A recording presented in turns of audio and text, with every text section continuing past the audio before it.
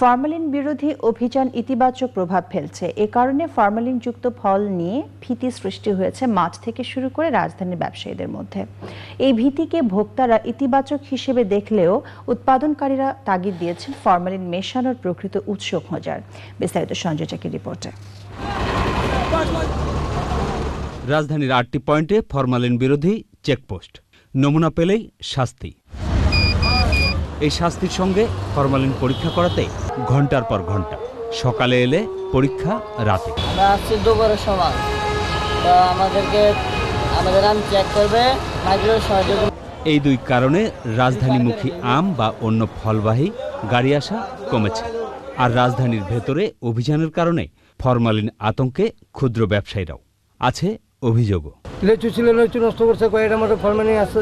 দোকানই খুলি না, দোকান আজকে ভয়তে 8 দিন ধরে দোকান বন্ধ করে দিয়েছি। আমাদের রাস্তা দেখে দেন যে এই পথে যান, ফরমালিন নাই, আমি ওই পথে গিয়ে এই মালটাই না বাজারজাত করবো। একটা দিন মার খাওয়াতে গাড়ির ড্যামারেজ দিতে হয়েছে, মালটা একদিন পরে বিক্রি হয়েছে, তাতে মালের কিছু ক্ষতি হয়েছে।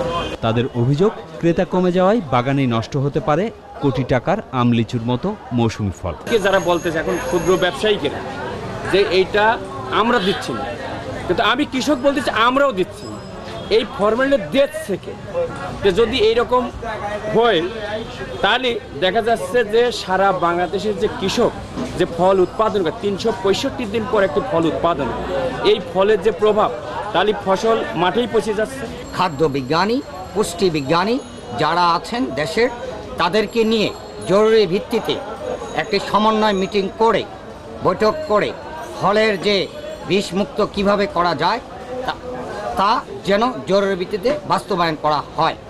বাগান, পাইকার না ক্ষুদ্র ব্যবসায়ী, ফরমালিন মেশানোর উৎস বন্ধের উপায় বের করার আহ্বান।